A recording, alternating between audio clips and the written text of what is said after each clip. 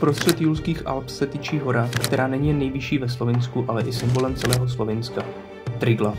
Měří 2864 metrů nad mořem a je to místo, kam chce jednou za život vylézt snad každý, kdo miluje hory. Výstup na Triglav je považován za středně náročný horský trek. Záleží ovšem na zvolené trase, fyzické zdatnosti a vybavení. Během výstupu nás čekají kamenné svahy i ostré skalní hřebeny s feratou. A právě to z toho dělá zážitek, na který se nezapomíná. Tohle je náš výstup na Triglav. Jen my, hory a cesta na vrchol.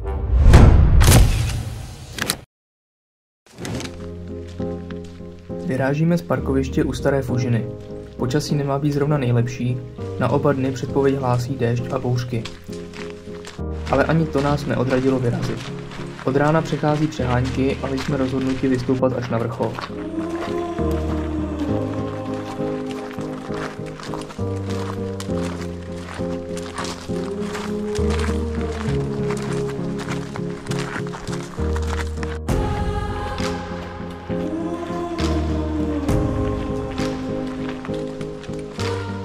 Cesta zpočátku vede lesní stezkou podél řeky a skalních soutěsek.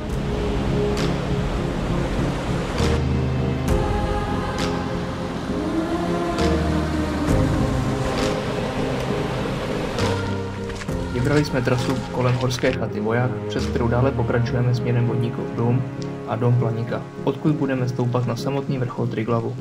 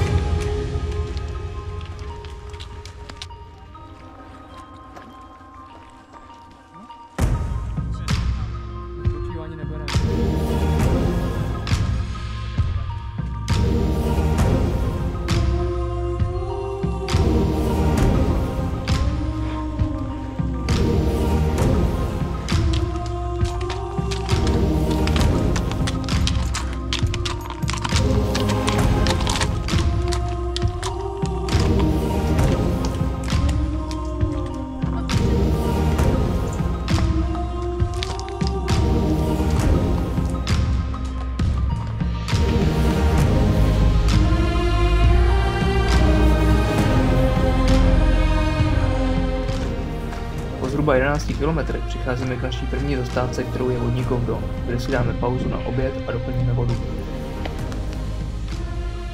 Odtud pokračujeme k domu Planíka, kde máme zarezervované ubytování.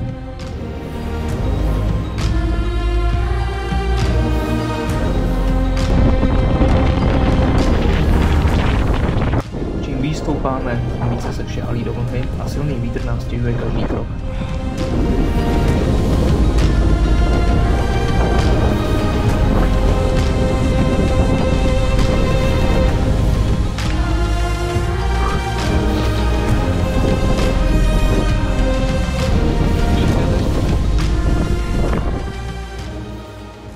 Nakonec nás čeká poslední úsek na samotný vrchol Triglavu. Ten je fyzicky náročný. Prudké kameny, silný vítr i hustá mlha nám dává zabrat.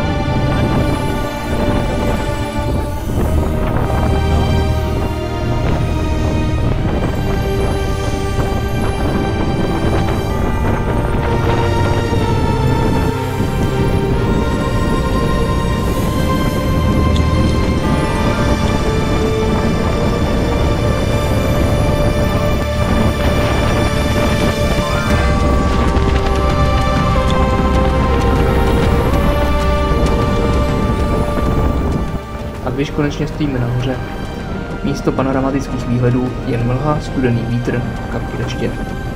Přesto má ten okamžik své kouzlo.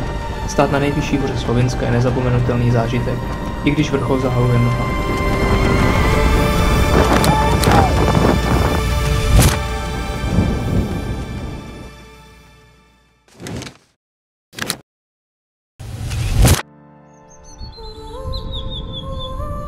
Druhý den vyrážíme stejnou trasou zpět na parkoviště. Tentokrát se mlha místy roztrhává a my si konečně vychutnáváme i vrcholy hor, které včera zůstaly schované.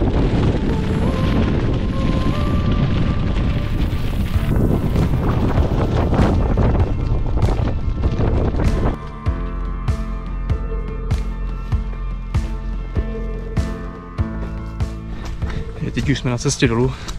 Minuli jsme Vodníkov dům a už nás čeká jenom sestup na parkoviště. Zatím neprší, byť teda trochu mrholilo nahoře, ale jde se krásně, cesta dolů tíká docela rychle. Vlastně od Domplaníka jsme byli na Vodníkovi domu zhruba za hodinu a čtvrt, takže paráda. Dali jsme tam kafe, odpočinuli a pokračujeme. Už by to mělo být víceméně pohodička.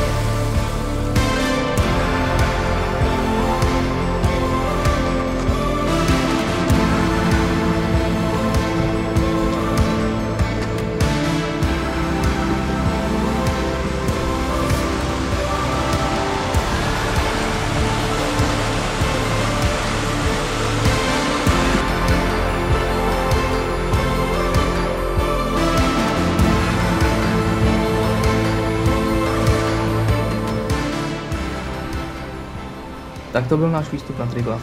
Déšť, vítr, mlha. Ale stálo to za to. A věřím, že příště nám Triglav ukáže i svou druhou tvář. S nádhernými výhledy.